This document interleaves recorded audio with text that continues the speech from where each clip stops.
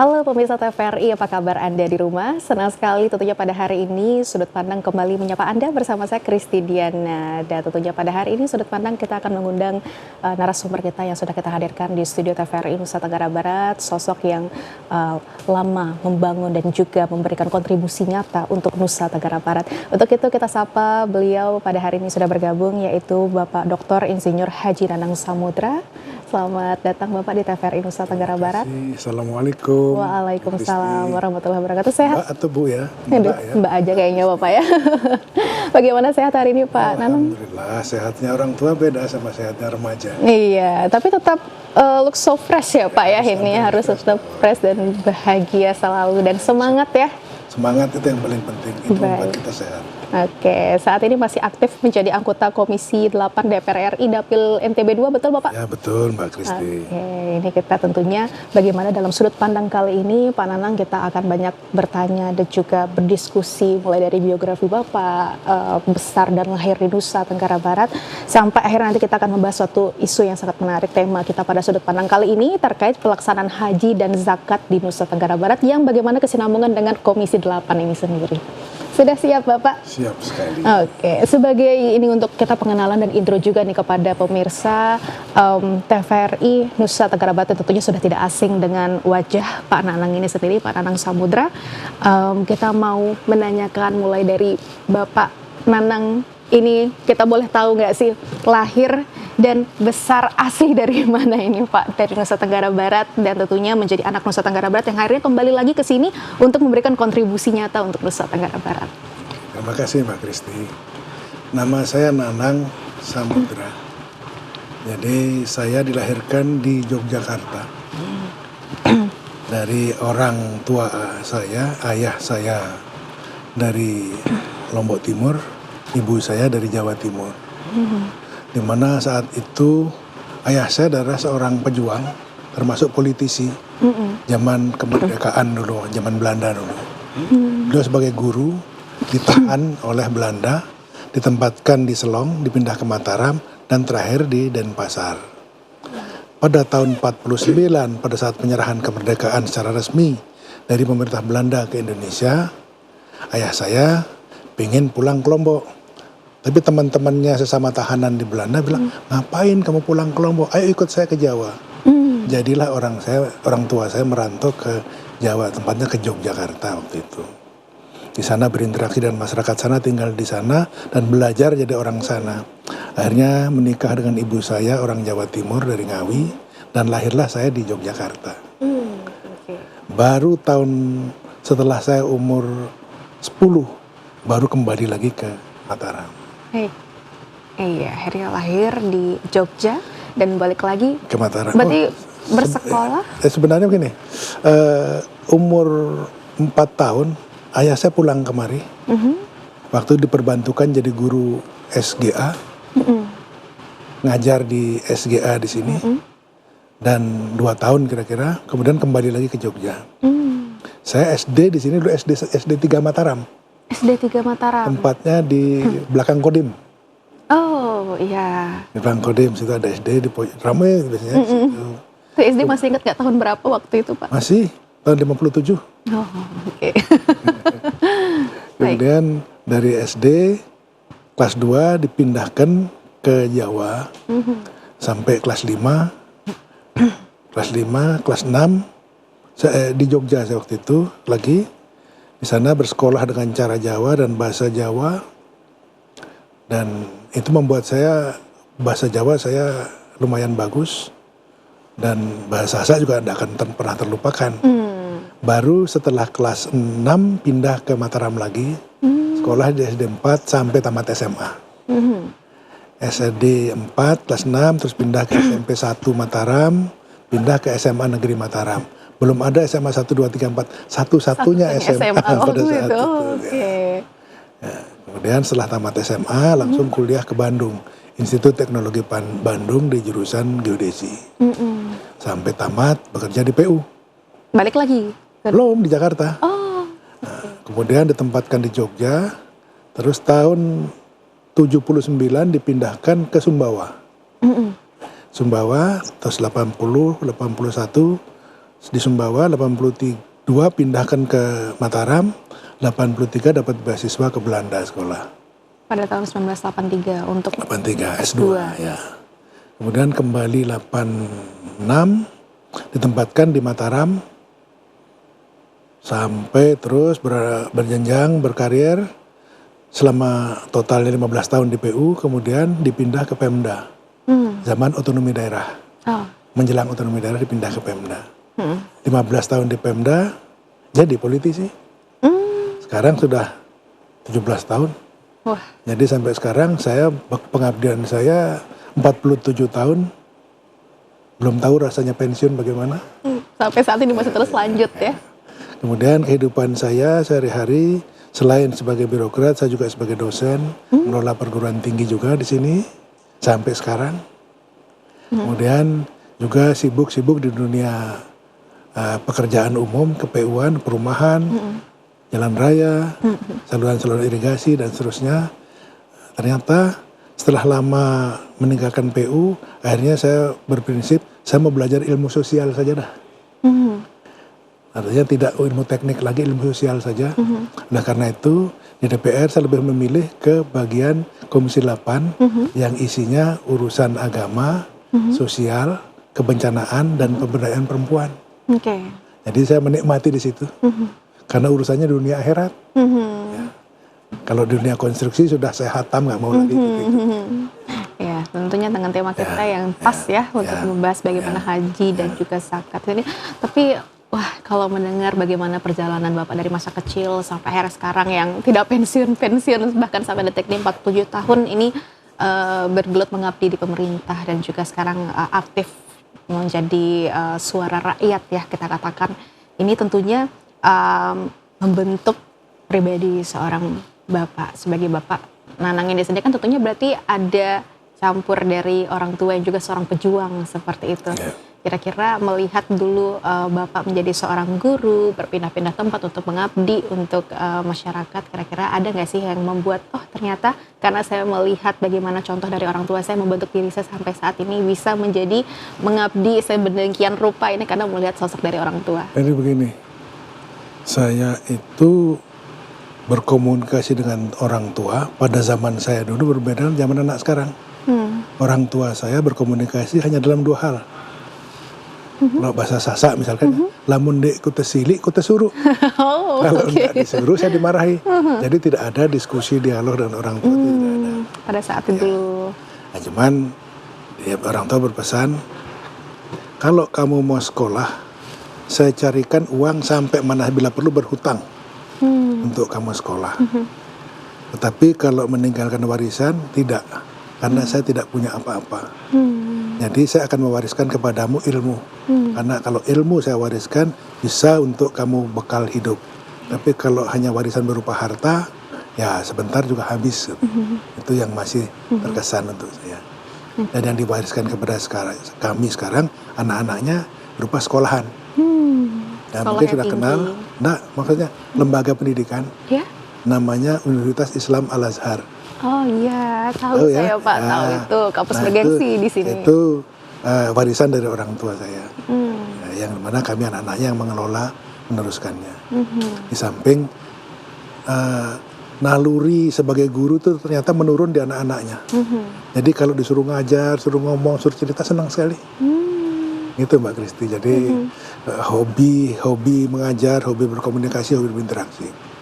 Kemudian tadi Mbak Kristi nanyain bagaimana kok bisa saya terus itu.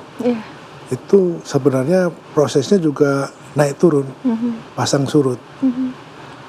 Saya tamat sekolah, bekerja di PU. Dalam bekerja di PU itu tidak serta-merta langsung bisa berfungsi. 8 tahun saya mencari jati diri sebagai pegawai. Kerja ya kerja, tapi tidak ada, hanya sekedar ikut-ikutan. Hobinya protes. Kenapa? Merasa tamat dari perguruan tinggi besar, terus kerjaannya gitu-gitu aja, jadi berontak gitu. Akhirnya jadilah tukang ribut. Kemudian saya disekolahkan ke Belanda, orang-orang di tempat kerja saya mungkin senang. Daripada dia ngure di sini, lebih baik suruh pergi aja sekolah gitu. Nah, pada saat sekolah itu saya mendapatkan suatu perubahan pada diri saya, bahwa kalau kita cuma ngure gitu tidak ada manfaatnya. Nah, terus saya merubah diri saya bersimbiose, saya menjelma menjadikan diri saya jadi peludahan.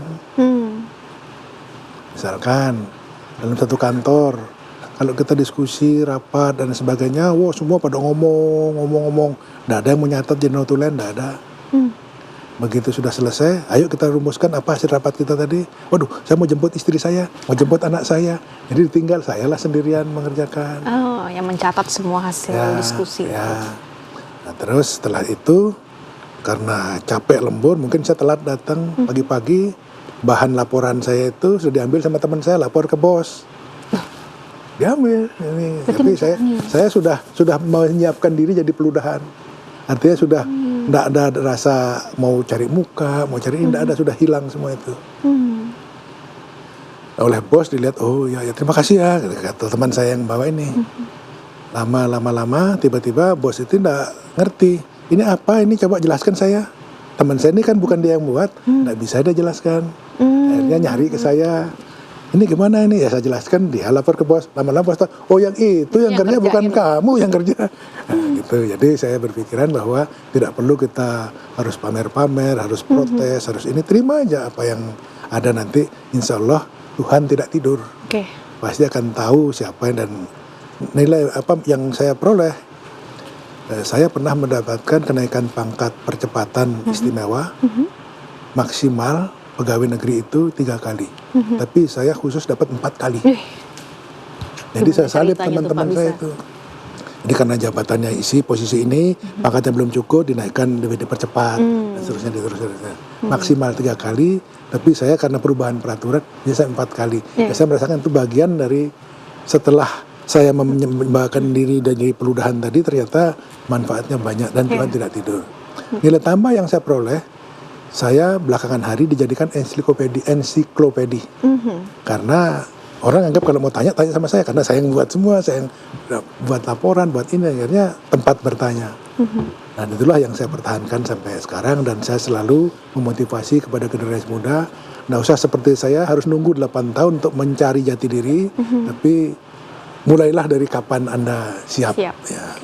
Wah, ini luar biasa, dari statement awal aja kita sudah mendapatkan pembelajaran kalau sejatinya yang penting kita sudah berniat baik, entah kita mau dicurangi atau kita mau dizolimi dengan orang, tapi Tuhan tidak tidur gitu ya. Allah tidak tidur, dan tentunya pasti kebenaran akan diungkap. Walaupun lambat kadang-kadang kita tidak sabar. Tapi kan Allah pasti memiliki waktu yang tepat ya.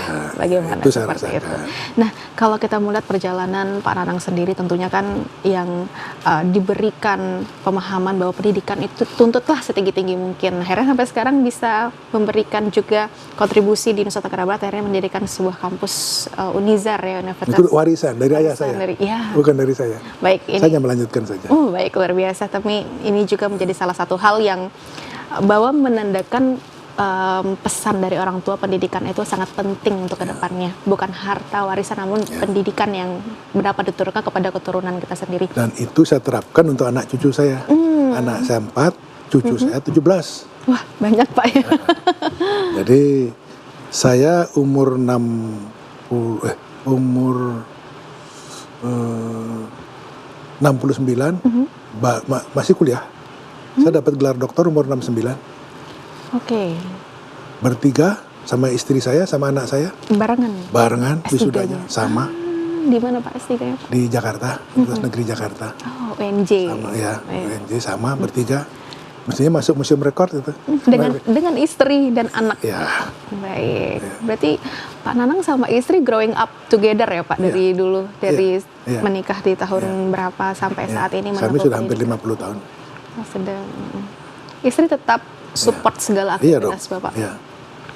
Oke, nah namun ini Pak, dari kita melihat bagaimana perjalanan dari seorang birokrasi sampai akhirnya sekarang terjun ke dunia politik yang sudah 17 tahun di dunia politik ini sendiri, apa yang menyebabkan pada saat itu Bapak yang masih aktif menjadi pegawai negeri sipil akhirnya memutuskan untuk pensiun dini dan juga untuk beralih ke politik. Apa yang menyebabkan penggerakan hati dari seorang Bapak Samudra ini? Pak Nanang? Sebenarnya saya tersesat jadi politisi. Kok bisa gitu Pak? Tersesat membawa nikmat. Jadi pada saat tahun 98, usia saya sekitar 40-an, pada saat itu partai politik mengusulkan saya menjadi salah satu calon gubernur. Oke. Tahun 98. Posisi saya masih jadi pegawai, menjadi wakil ketua Bapeda pada saat itu. Tapi belum sampai pemilihan dari Kementerian Dalam Negeri sesuai aturan waktu itu hanya menurunkan 3 orang. Nama saya tidak turun. Akhirnya tidak jadi. Oke. Sempat diusulkan tapi pada saat itu. Ya diusulkan DPRD, tapi oleh Menteri Dalam Negeri dikembalikan lagi hanya 3 nama dari 5 yang diusulkan. Kemudian 5 tahun berikutnya, tahun 2003, saya menyalonkan diri lagi. Tapi waktu itu diajak berpasangan oleh Pak Harun Al-Rasyid menjadi calon wakilnya. Oh baik. Tahun 2003 kami kalah, yang menang Pak Lalu Serinate. Posisi saya saat itu masih jadi sekda. Aturan zaman itu kalau nyalon tidak harus berhenti. Oh tidak seperti sekarang. Tahun 2008 saya nyalon lagi. 2008 berarti pada saat yang terpilih Tuan Guru Bajang. Ya, pada saat itu mulai pemilihan langsung. Yang sebelumnya pemilihan DPRD. Yeah. Pada saat pemilihan langsung itu, yang saya pelajari di situ adalah bahwa biaya pemilihan itu sangat tinggi, sangat banyak, sangat mahal, sangat banyak. Artinya aset-aset yang saya miliki dalam waktu kumpulkan 30 tahun jadi pegawai saat itu musnah seperti air bah, hanyut oleh air bah, dan meninggalkan hutang-hutang yang cukup banyak. Yeah. Ya. Nah, tapi ya bisa kita selesaikan secara bertahap dan orang yang memberikan pinjaman juga mengerti, bisa memahami, akhirnya bisa terselesaikan. Nah saya saat itu diusung oleh 2 partai besar, PAN dan Partai Demokrat. Karena calon wakilnya waktu dari PAN, saya dari Demokrat. Kemudian begitu tidak terpilih, dipanggil oleh Pak Presiden waktu itu. Saudara sudah kita dukung untuk jadi gubernur, tapi kan kalah katanya. Ya, nggak apa-apa. Sekarang saya minta bantuan saudara, saya akan jadikan calon anggota DPR dari Dapil NTB waktu itu. Saya beri nomor urut 1. Saya masih pegawai negeri. Mau bilang iya, bilang enggak berani, takut. Rekomendasi soalnya. Ya akhirnya ya siap-siap saja. Siap-siap saja. Namun ini sebelum kita akan membahas lebih lanjut tentang bagaimana kesiapan dan juga kenapa akhirnya memutuskan untuk mengikuti rekomendasi untuk berterjun nantinya akhirnya ikut calon legislatif ini, kita tahan sejenak Pak Nanang karena kita akan jeda pariwara berikut ini. Pemirsa jangan kemana-mana, tetap bersama kami dalam Sudut Pandang.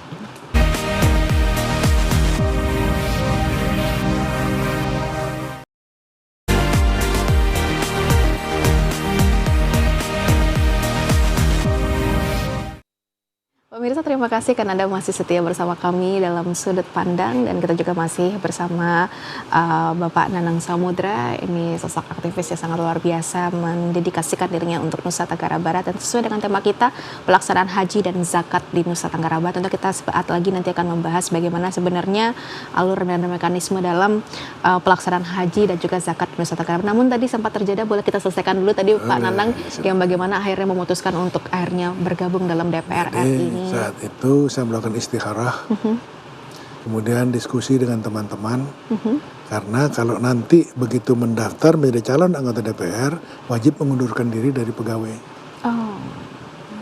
Harus berhenti dari pegawai, karena tidak boleh, jadi kalau mau daftar tidak boleh.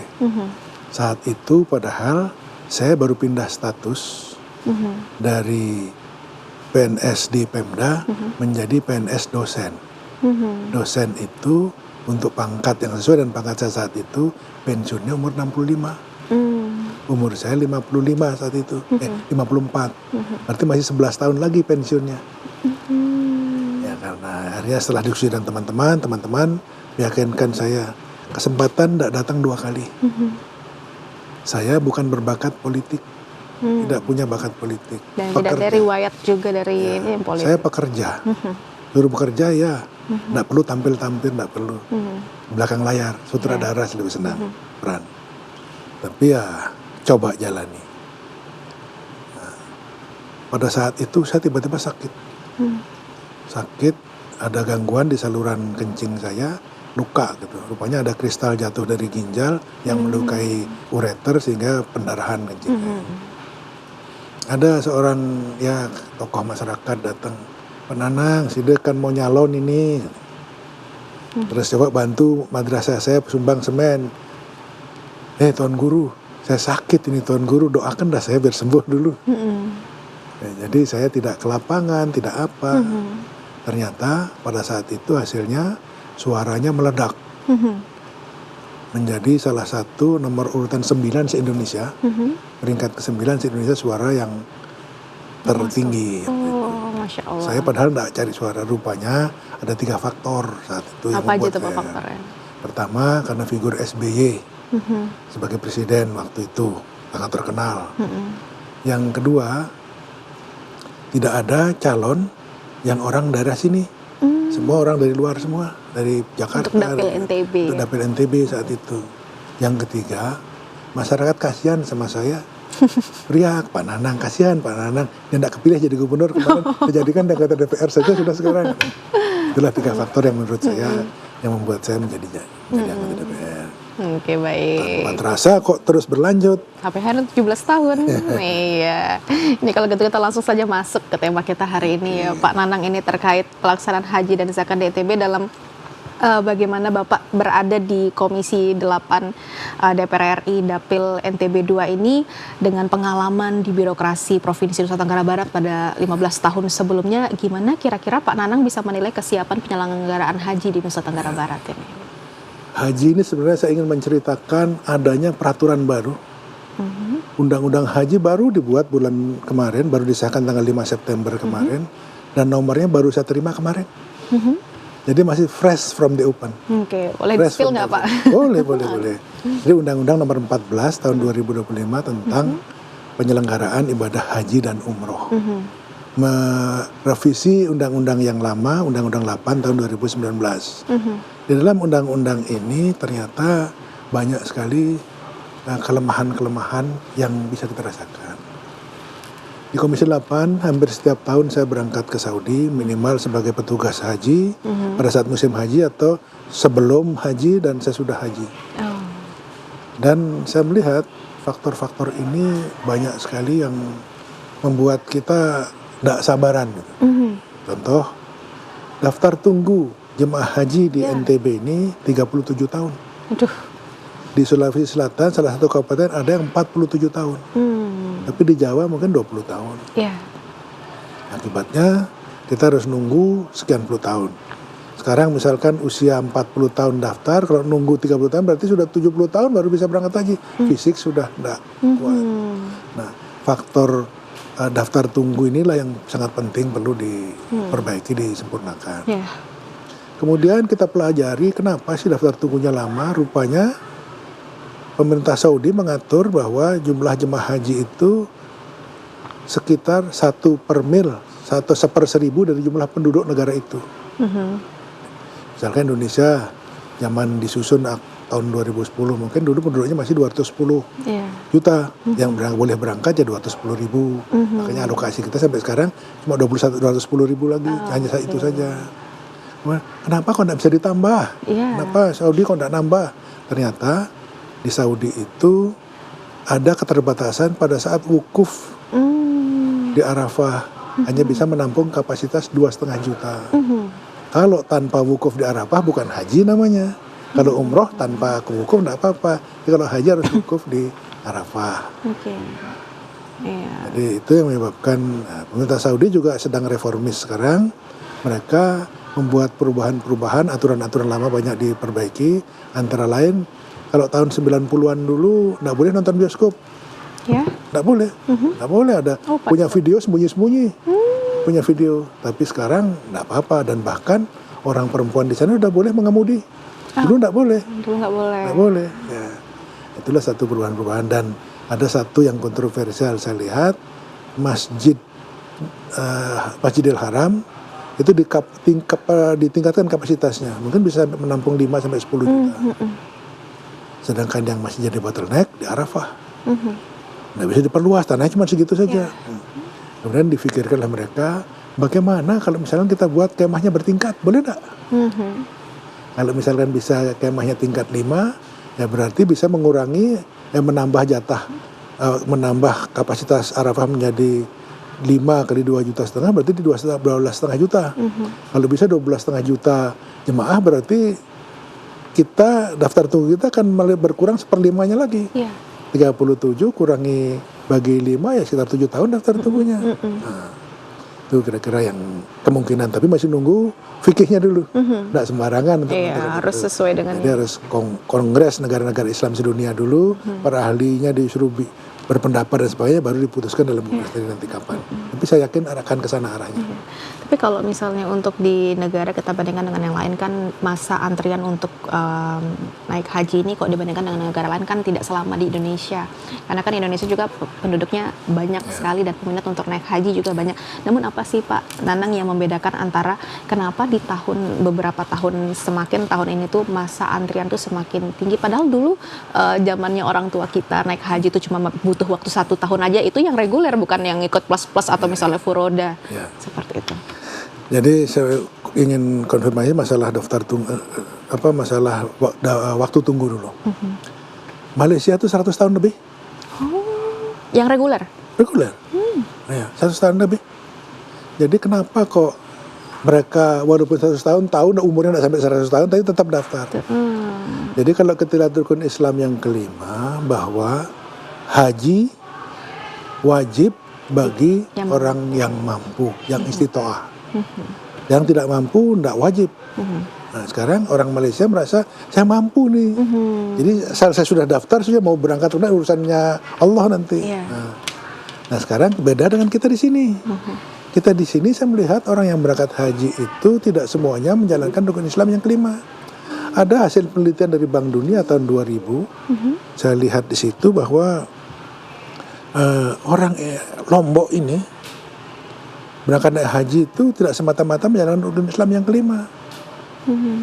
Jadi mereka ingin mati di Mekah. Yang tua-tua ingin mati di Mekah. Kemudian ada yang ingin menaikkan status. Hanya dapat gelar titel haji dan hajah. Karena begini, berangkatnya ama, pulang jadi mami. Berangkatnya ina, pulang jadi umi. Baik. Nah itu yang ada yang seperti itu di sini. Itu kan menyalahkan. Tetapi dampaknya apa? Nanti sudah pulang jadi kucir cidomo, hanya jadi pembantu. Jadi ini padahal haji gitu. Padahal mestinya kan mampu dulu. Jadi harus dipahamin juga ya, apa rukun haji secara menyeluruh. Jadi orang berlomba-lomba. Pertama selain itu juga uang muka haji untuk mendapat nomor porsi itu 25 juta. Jadi mampu saya ini bisa, sudah saya store dulu. Mau berangkat nanti kapan? Ternyata itu yang terus banyak. Untuk diketahui jumlah daftar tunggu sekarang 5 juta jemaah lebih. Yang di Indonesia? 5 juta lebih, 5 juta yang 4 yang daftar tunggu, yang sudah bayar uang kursi, nomor porsi. Nomor porsi itu bayar 25 juta. Uang itu terkumpul berapa? 25 juta kali 5 juta 225 triliun. Jauh lebih besar dari APBD Provinsi NTB. Uang sebesar itu sebagian dikembalikan kepada jemaah yang berangkat. Kalau orang berangkat haji misalkan sekarang ini bayarnya 56 juta dari NTB ya. Yang diperlukan itu sebenarnya 96, hampir 100. Nah kekurangannya disubsidi oleh pemerintah. Bukan pemerintah, oleh jemaah haji sendiri. Uang yang dikumpulkan jemaah haji tadi dikelola lembaga namanya Badan Pengelola Keuangan Haji, BPKH. Baik. Bukan uang pemerintah. Salah kalau uang pemerintah. Pemerintah mengeluarkan uang melalui APBN untuk para petugas yang mendampingi para jemaah ini. Uang itu yang 125 triliun tadi, kalau mimpi saya sih kita belikan pesawat deh. buat ngangkut jemaah bolak-balik. Jadi tidak perlu ribut urusan charter pesawat ke sana kemari dan sebagainya. Tapi kan yang membuat kenapa akhirnya masa tunggu ini jadi kan karena memang kuota yang diberikan oleh pemerintah Saudi Arabia juga emang terbatas. Ya, Gitu. nah, maksudnya gini loh, untuk menurunkan biaya haji ini loh. Kalau pesawatnya kita sendiri dan jemaah yang punya dikelola secara profesional dan amanah, Bisa saya yakin memangkas. bisa memangkas menurunkan biaya. Terlebih lagi pemerintah Saudi sekarang sudah memberikan kepada pemerintah Indonesia membuat kawasan Indonesia di sana. Iya. Ya, jadi Iya. sudah ada. Jadi ini lagi sekarang tinggal makanan Indonesia yang bisa sehingga pas kita di sana nanti supaya feel home, gitu, feel at home.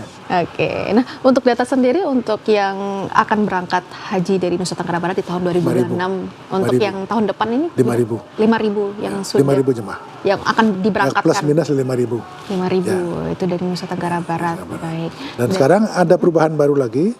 Kementerian Agama yang baru ini membuat aturan bahwa tidak ada daftar tunggu 30 tahun, 40 tahun, semua diratakan 26. Di rata-rata. Jadi per daerah sini pokoknya jatahnya sekian. Jadi tidak yang nunggu ngikuti lama-lama Iya. daftarnya, tapi diratakan 25, 26. Artinya sesuai dengan pada saat pendaftarannya. Iya, jadi memang kalau kita melihat dari masa tunggu yang lama, kalau misalnya pun sudah diratakan 26 tahun kan masih cukup termasuk lama juga ya untuk waktu 20 tahun. Anggapan saja yang mendaftar mampu untuk membeli kursi misalnya di usia yang sudah 50 tahun misalnya.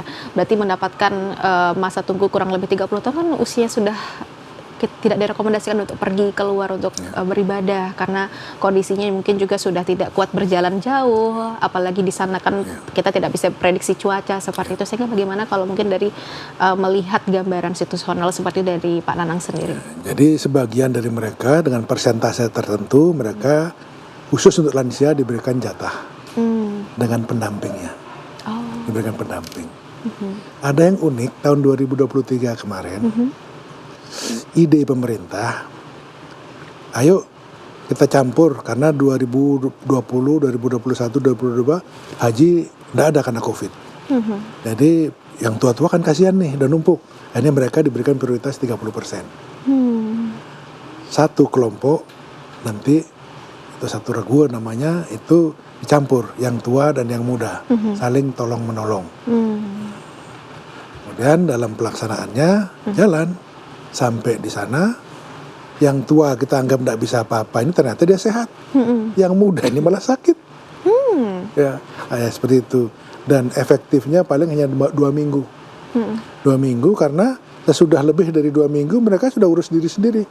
Waktunya mau ke masjid, mau mandikan dulu tidak bisa lagi, tidak sempat lagi. Saya berangkat haji untuk tidak mau lagi. Itu akhirnya tahun 2020 banyak yang meninggal. Paling sejarah terbanyak meninggal tahun 2023. Oh, pada saat 2023 kemarin ya.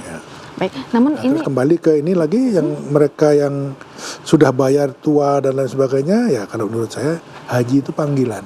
ya. Walaupun uangnya ada, walaupun waktunya ada, tapi belum panggilan tidak bisa berangkat. Ada saja. Iya. Jadi yang penting ya niatkan, bayar sajalah. Yang penting daftar Sudah aja daftar dulu. nanti mau berangkat itu. Tapi ada lagi kendala lagi. Banyak calo-calo travel umroh. Nah, ini menarik nih untuk kita bahas ini Pak. Dendek wah berangkat haji piran dek man keruan, belum pasti kapan mau berangkat. Nah bagaimana kalau ambil saja uangnya, kita pakai untuk umroh, pasti kita berangkat, pasti kita lihat Ka'bah. Nah, pengalaman saya berkomunikasi dengan teman-teman yang ngambil-ngambil itu, mereka menyesal. Karena kalau mau daftar lagi nomornya nomor jauh lagi. Kemudian selain itu juga uang yang mereka pakai itu biasanya pakai bisnis apa dan semuanya tidak berkah. Karena sudah diniatkan untuk haji dipakai untuk yang lain ya. Itu mungkin ya keyakinan yang membuat sebaiknya jangan diambil lah. Iya. Baik, berarti benar-benar panggilan hati ya ibaratnya kalau kita sudah yang namanya kita ikhlas dan niatkan untuk misalnya kita mau berangkat haji itu pasti insya Allah akan dipanggil oleh Allah untuk rumah Allah seperti itu. Nanti kita akan bahas lagi tentunya kan dalam tentang zakat juga kita akan bicarakan pada hari ini dan juga tentunya untuk kita penyelenggaraan haji ini kan banyak yang perlu dipersiapkan mulai dari manasik haji, kesehatan dan lain-lain. Nah, gimana nantinya pemantauan mungkin dari Pak Nanang sendiri. Namun kita tahan dulu. Kita akan jeda pariwara berikut ini pemirsa jangan kemana-mana tetap bersama kami dalam Sudut Pandang.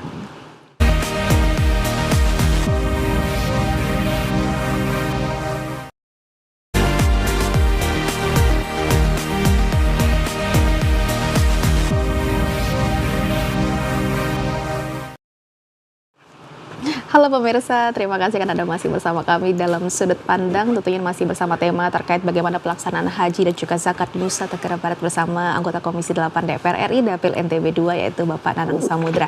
Tadi kita sudah membahas bagaimana masa tunggu antrian yang cukup lama ini masih menjadi salah satu hal tantangan kita untuk yang penting seperti kata ya Pak Nanang Samudra, ada niat dulu, daftar dulu, insya Allah pasti ada panggilan kalau kita benar-benar niat untuk datang ke rumah Allah. Nah, sejatinya kalau kita untuk melihat bagaimana selain masa tunggu, ada perlu kita perhatikan juga bagaimana fasilitas-fasilitas untuk haji ini sendiri. Nah, di Nusa Tenggara Barat sendiri bagaimana untuk layanan seperti manasik haji ketika sebelum keberangkatan, terus kesehatannya, pemilihan petugas dan embarkasinya gimana sejauh ini kalau di Nusa Tenggara Barat? Apakah sudah cukup optimal atau bagaimana? Sudah cukup. Artinya dari segi persiapan sudah cukup bagus ini. Hanya sering Saudi membuat perubahan-perubahan sehingga kita terlambat mengikuti, sering terjadi seperti itu sehingga kelabakan. Contoh kemarin saat berangkat, suami istri terpisah yang suaminya sudah keluar visanya, istrinya belum keluar visanya, karena beda syarikah. Karena syarikah kita terlalu banyak kemarin. Nah sekarang, tahun depan, itu syarikahnya cuma 2 saja. Jadi, dan satu syarikah itu sudah, satu kloter itu pasti masuk dalam satu syarikah. Jangan seperti yang kemarin. Kemarin saya capek, saya nerima protes-protesan dari jemaah yang belum berangkat itu. Nah, di sini dari yang penting adalah manasik. Ya. Kalau masyarakat di sini, ya kalau boleh saya mau curhat sedikit, waktunya habis untuk rawah, untuk pesta mau berangkat haji. Sebelum, sesudah juga ada Sebelum lagi. dan sesudah, jadi sudah pasang, kalau sini tetaring namanya kalau bahasa Indonesianya, pasang gapura, bahwa selamat menunaikan ibadah haji. Juga menjadi haji yang mabrur. Nah itu yang terlalu banyak sehingga lupa pada pokoknya itu apa. Kadang-kadang sudah kecapean baru berangkat. Karena tamu tidak berhenti, silih berganti datang dan mau tidak ditemui salah, ditemui capek dan lain sebagainya. Nah manasik ini dilakukan berkali-kali. Tapi saya ingin menyampaikan bahwa untuk manasik ini sebaiknya fokusnya pada fisik apa-apa yang dilakukan. Seperti misalkan bagaimana tawaf, bagaimana sa'i, bagaimana duduk di pesawat, bagaimana ke toilet di pesawat, bagaimana mencet lift hotel, dan itu yang lebih penting karena ya, harus kita akui bahwa jemaah kita banyak yang berangkat tanpa pernah ke luar negeri atau belum pernah naik pesawat kadang-kadang. Naik pesawat langsung ke luar negeri. Ya. Nah itu lebih difokuskan ke itu dan jangan dalam bentuk video, jangan dalam bentuk cerita, praktek.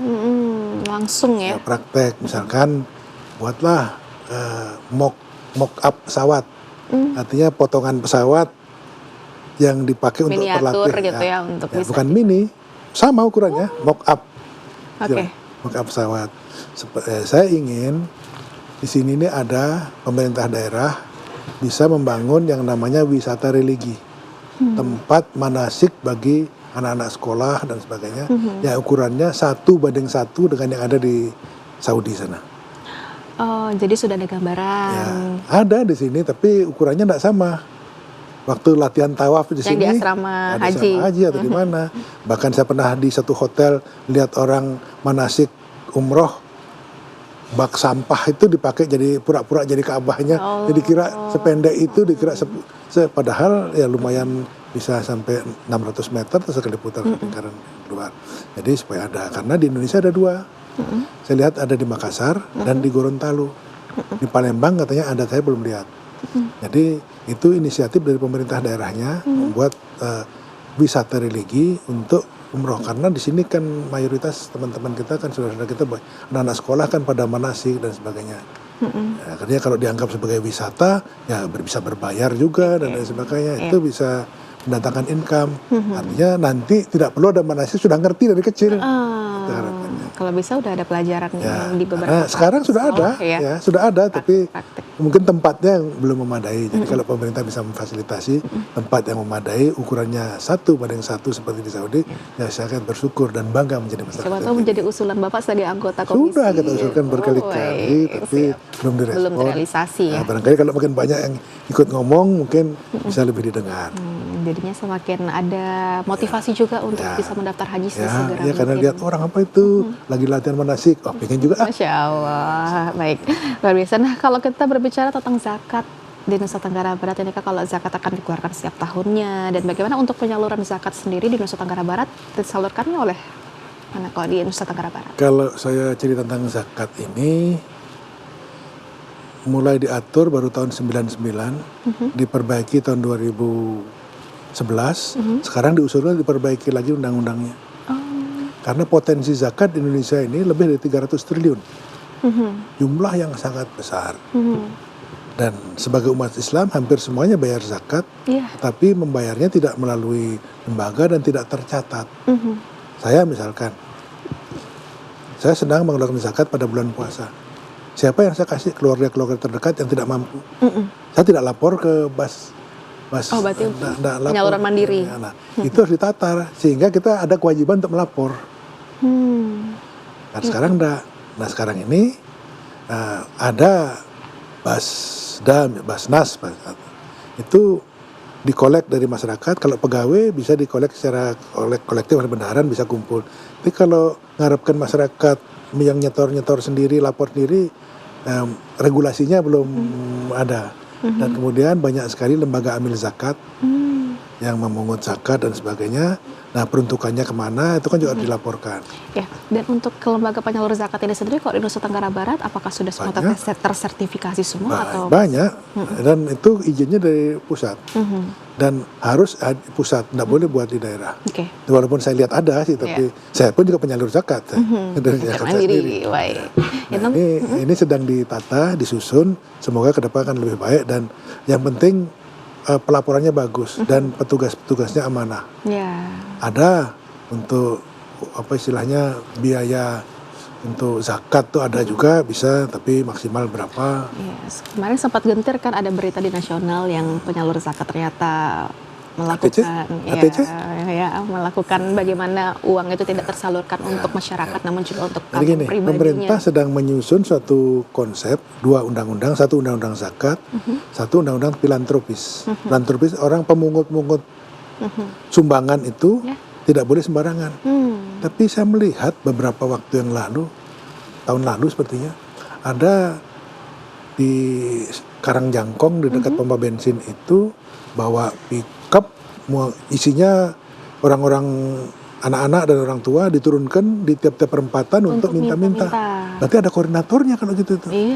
Nah, ini itu masuk di koordinator. Terus kadang-kadang pas ada bencana ada seperti pakaian seragam mahasiswa, apakah mahasiswa benar atau apa, uang atau apa, saya tidak tahu. Tapi apakah itu berizin apa enggak, saya juga tidak tahu. Tapi niat saya kalau mau nyumbang ya kasih aja uang, nyumbang saja. Mau sampai apa enggak urusannya dia, yang penting kita niat itu sudah. Nah, terus ada lagi mengatasnamakan yayasan ini, itu dan sebagainya, keliling sampai lusuh fotokopiannya itu juga masih kita temui. Terus ada lagi yang mengaku mu'alaf, saya ini mu'alaf, sudah ini dan sebagainya, keliling minta sumbangan. Ada ditemukan ya seperti masih itu. Ada saya temukan. Nah, itu akan diatur undang-undangnya sehingga supaya bisa lebih tertib lagi. Di beberapa kota dilarang pengemis dan sebagainya itu sudah ada. Nah, mungkin di Mataram juga sudah ada, saya belum tanya, nanti belum cek nanti apakah ada atau tidak. Tapi emang biasanya kalau apalagi kalau udah masuk bulan Ramadan Pak ya, kita sering banyak temukan hall istilahnya. Endeng hall ya. Seperti itu. Namun emang ini yang perlu ditertibkan ya khususnya oleh pemerintah juga ya, bagaimana hal ini tidak semakin menjamur nantinya, apalagi memanfaatkan momen-momen bulan Ramadan yang harusnya kita niatkan hati kita untuk banyak beribadah, sucikan hati, malah jadinya melenceng dari apa yang sudah diinginkan. Namun untuk yang dari pantauan Bapak sebagai anggota Komisi 8 DPR RI sendiri melihat zakat ini untuk penyalur-penyalur seperti Basnas, Lasnas itu apakah memang sudah memberikan salurannya tepat sasaran untuk pemberi zakat ini atau bagaimana? Prinsipnya sih mereka juga pada jujur-jujur semua orangnya. Tapi ada juga misalkan pemerintah mungkin bukan di NTB menjadikannya jadi alat politik. Saya orang politisi tapi tidaklah seperti itu. Ya, lain-lain lain salurannya. Kalau zakat ya zakat, tidak di politisi. Nah, terus ada yang menarik. Konsep yang ingin saya tawarkan bahwa zakat ini sifatnya jangan hanya jangka pendek. Jangan hanya memberikan sembako, memberikan uang, tapi untuk jangka panjang, untuk pengembangan misalkan ekonomi syariah yang bisa, artinya masyarakat itu bisa bergulir terus itu nanti bisa bekerja sama dengan Kementerian Sosial untuk menyalurkannya.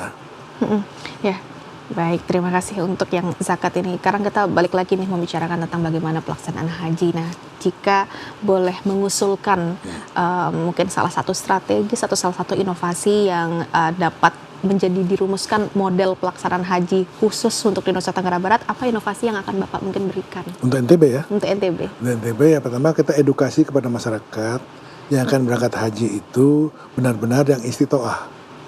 Istitoah itu mampu. Mampu dalam dua hal. Satu, mampu dalam segi finansial. Yang kedua, mampu dalam segi kesehatan. Itu harus benar-benar. Jangan sampai nanti sudah rowah, sudah pesta, sudah ini, kesehatannya tidak lulus. Ini jangan sampai seperti itu. Kemudian yang berikutnya lagi, jangan memaksakan kalau memang belum mampu. Tapi Pak, kalau misalnya kita gimana menurut agama atau mungkin dari pandangan Bapak yang selama ini bergelut dalam mengurusi haji dan juga zakat, ketika orang mendaftarkan dirinya haji namun dari hasil hutang? Ya tidak benar mampu kan dia. Ya, jadi gini, ada kasus, jadi perbankan, lembaga keuangan termasuk Gade dan sebagainya mengiming-iming masyarakat, saya beri cicilan untuk uang muka haji, nanti dicicil setahun kepada saya. Ya. Nah, ada seperti itu dilarang. Nggak boleh berarti Pak Nggak ya? boleh. Oke. Harus istitoah, harus mampu. Tapi kalau nggak gitu berarti harus makin lama buat daftar Apanya? hajinya. Ya, Gimana? kan tadi panggilan. Kalau mau ya jangan ngutang, itu nyicil Oke. kumpulin uang, kan kita lihat nonton film juga, tukang bakso naik haji, Ya, gitu. nabung sampai akhirnya ya, nabung. Ada saya dengar lagi ada ibu-ibu nabung di bambu, di tiang di bambu di rumahnya dikumpulin, itu bisa Masya untuk naik Allah. haji. Baik. Tapi itu tadi panggilan. Dengan niat itu sudah bagus sudah. Tapi kalau berutang jangan. Karena kasusnya begini. Pas mau berangkat, sudah keluar nomor porsinya hasil utang tadi. Tiba-tiba gadenya datang, tolong coret bapak itu. Waduh. Dia belum lunas utangnya. Waduh. Nah, kan jadi masalah. Iya. Nah, sedangkan teman kita, kalau sudah daftar ya sudah, enggak urusan nanti belakang pulang haji nanti urus nanti. Nah, hal itu banyak efek negatifnya banyak. Janganlah kalau ngutang. Nah, tuh dia tuh pemirsa ya. Jangan sampai kita mengutang, jauhilah hutang-hutang itu ya. Intinya kalau sudah mampu pasti mampu baru berangkat. baik. Tuhan Maha Tahu, Tuhan tidak tidur. Betul. Dan ini untuk Bapak melihat kira-kira kan Bapak apalagi yang bekerja kantor yang di pusat di Jakarta, melihat bagaimana cara memperjuangkan suaranya di nasional ini agar Nusa Tenggara Barat ini tidak terlupakan untuk kuota hajinya. Kalau kuota Diupayakan tergantung supaya- jumlah penduduk. Jumlah penduduk. Makanya saya berharap banyak nanti terhadap kalau fikihnya yang tingkat 5 tadi bisa yang kemahnya bisa tingkat 5 tadi bisa mempercepat. Itu saja saya berharap. Tapi kalau kuota-kuota saya juga tidak boleh zalim. Ya. Gara-gara nggak rebut jatahnya provinsi lain kita pindahkan kemari. Nah, untuk bisa. Tapi rasanya bisa juga kita lakukan dan sudah beberapa kali kita lakukan.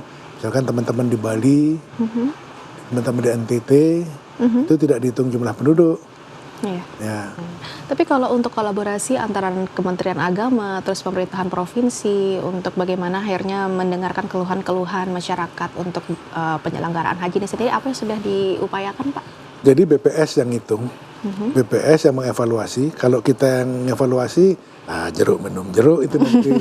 Ya, JPS saja yang BPS saja yang mengevaluasi bahwa tingkat kepuasan haji itu seperti apa. Setiap tahun dievaluasi mana kelemahan, dan kelemahan kemarin banyak perubahan peraturan, banyak orang tua yang berangkat. Ada aturan baru lagi di Saudi, tidak boleh kita buka klinik, itu tidak boleh. Baru ini tidak boleh. Jadi kan harus semuanya medis itu harus dari sana. Ya bahasanya saja tidak bisa berkomunikasi, bagaimana nanti cara melayani kalau sakit dan sebagainya. Nah itu yang sedang dirumuskan. Tapi dengan adanya Menteri Haji yang sekarang ini diharapkan komunikasi antar Kementerian Haji di Saudi dan Kementerian Haji Indonesia bisa lebih sejajar. Kalau dulu musuh dirjen, jadi mau ngadep itu susah, apalagi ada keputusan susah. Nah, sekarang mudah-mudahan bisa lebih baik lagi layanannya. Tapi untuk pelaksanaan haji kan ada beberapa keringanan ini. Tapi untuk orang yang mungkin memiliki uang yang uang yang adalah untuk dananya untuk haji kan bisa dialihkan untuk mempercepat dengan ONH Plus atau misalnya Haji Furoda itu. Kalau menurut Bapak dengan adanya kuota yang ditambahnya itu, tapi untuk kuotanya yang untuk ONH Plus dan juga Furoda bagaimana? Ini. Kalau saya sebaiknya tidak perlulah ada ONH Plus. Dulu ONH Plus, sekarang sudah diganti nama Haji Khusus. Haji khusus. Nggak perlulah ada haji khusus, haji reguler saya semua bersama merasakan. Wong kita di sana sama-sama pakai ikhram kok. Nggak usah dibeda-bedakan ada khusus ada ini. Yeah. Akhirnya sekarang ya cuma dikasih 8% saja. Oh, berarti ada tegas ya untuk gimana ini? Nah kemarin kan mungkin ada di media ribut-ribut bahwa Menteri Haji yang lama sedang dimasalahkan. Nah waktu itu ceritanya ada kuota haji tambahan 10.000, itu dibagi 2. Larinya ke reguler setengah. Reguler setengah. Oh, Nah itu, iya. Pantas masyarakat mulai. dia merasa bahwa saya yang menentukan, tidak harus ikut yang pasal harus diatur 8% itu. Makanya ada undang-undang baru. Terus yang menarik untuk kita diskusikan lagi masalah Haji Furodah. Tahun 2025 Furodah tidak dikeluarkan dari Saudi. Furodah itu sebenarnya adalah undangan diberikan kepada keluarga keluarga kerajaan Saudi untuk mengundang siapa yang dia inginkan untuk datang berhaji ke Saudi. Yeah. Jadi undangan oleh keluarga kerajaan kepada siapa yang dia suka untuk datang ke Saudi menjalankan ibadah haji. Oh, baik. Tapi dalam prakteknya diperjualbelikan. Yeah. Harganya bisa 5.000, 6.000, bahkan bisa 10.000 dolar Amerika, dolar US. Nah ini kelihatannya pemerintah Saudi juga melihat bahwa ini tidak benar, ini aja di stop. Akhirnya diketahui juga oleh pemerintah Saudi. Iya, di stop. Yang masih sekarang perlu kita waspadai adalah banyak sekali jemaah-jemaah berangkatnya umroh sampai di Saudi kabur, nunggu hajian. Nah itu suka nyelusup masuk ke kemah-kemah, menuhi kemah jemaah Indonesia, ganggu sekali itu. Mereka ilegal. Dan tidak berkah pasti ibadahnya, Pak ya. Dan kemarin pemerintah Saudi membuat aturan tidak boleh selain haji pemukim, kecuali pemukim yang tinggal di situ, orang rumahnya misalkan rumahnya di Riyadh mau ke Mekah selama musim haji tidak boleh. Nah banyak petugas-petugas haji kita mempekerjakan mahasiswa-mahasiswa dari Mesir, dari Madinah, dari mana, tidak boleh. Kemarin tidak boleh, keteteran kemarin. Karena jumlah petugasnya sedikit. Baik, ini ya bisa menjadi salah satu hal kalau niat ibadah yang lurus-lurus aja lah, Pak ya. Baik, tapi terakhir sebagai di penghujung acara kita hari ini, pesan-pesan kepada calon jemaah haji mungkin untuk mempersiapkan diri dengan baik secara fisik, mental, kesehatan maupun secara administratif, apa pesan-pesan yang ingin Pak Nanang berikan kepada pemirsa yang ada di rumah? Jadi yang pertama, kesehatan dijaga ya, jangan terlalu banyak roah, artinya atur waktunya sehingga kesehatan tetap terjaga. Yang kedua, niatkan belajar, ikuti manasik-manasik yang ada, baik diselenggarakan oleh masing-masing maupun KUA maupun pemerintah kota dan sebagainya, harus bisa lebih memahami. Dan doa-doanya jangan terlalu ribet sampai ngapalin yang sulit-sulit. Doa-doa umum, doa-doa sapu jagat saja yang dipelajari di sana supaya bisa khusyuk di sananya nanti. Kemudian selama di sana jaga kesehatan, jangan lupa minum, jangan lupa makannya dijaga, jangan sampai telat makan, terlantar dan lain sebagainya. Kemudian tidak boleh sombong, tidak boleh takabur selama di sana. Karena biasanya seringkali yang saya lihat dan saya rasakan sendiri, kalau kita sudah berpikiran yang aneh-aneh, apalagi nyebut yang aneh-aneh, bercanda dan sebagainya, seringkali langsung divonis saat itu juga. Contohnya, ini orang ngapain tawaf saja terus kita pas mau tawaf tiba-tiba tidak bisa tawaf kita. Bangun tidak bisa sakit, tidak bisa bangun. Nah, sering kali kita rasakan jadi jaga lisan, dan di sana bukan untuk beribadah, bukan untuk main-main, kita beribadah. Dan di Arafah itu jangan lupa sana waktu yang paling makbul untuk berdoa pada waktu tertentu dan pada jam-jam tertentu, tempatnya di Arafah. Itu sering kali saya temukan jemaah-jemaah kita tidur di waktu yang harusnya beribadah. Maksudnya beribadah karena jauh-jauh datang ke sana untuk melakukan haji. Pada saat wukuf paling makbul doanya, kok tiba-tiba hanya dimaklumi untuk tidur. Kalau tidur di rumah saja gitu.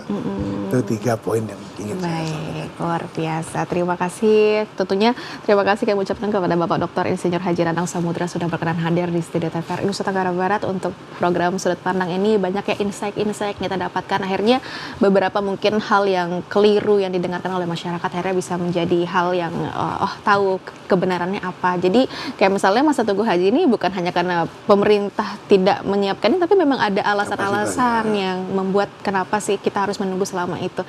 Dan tapi semoga tentunya kita semua pemirsa TVRI Nusa Tenggara Barat bisa mendapatkan panggilan dari Allah ya untuk dapat berkunjung ke rumah Allah. Amin, amin, rabbal alamin. Dan semoga nantinya dengan regulasi-regulasi yang baru, siapa tahu untuk undang-undang haji ini sendiri bisa akan semakin sedikit ya masa tunggunya. Ya. Siapa tahu bisa sampai yang reguler kita nunggu 5 sampai 10 tahun bisa lagi gitu ya. Ya, harapan Amin. kita. Dan ini mudah-mudahan selama saya masih hidup di dunia ini masih bisa melihat, menikmati bahwa masa haji itu bisa diperpendek. Amin. Ya, kita doakan semoga itu bisa terrealisasi. Amin. Ya. Dan tentunya pemirsa, saya Kristi Diana mewakili seluruh kerabat kerja yang bertugas pamit undur diri dan sampai ketemu lagi di sudut pandang berikutnya.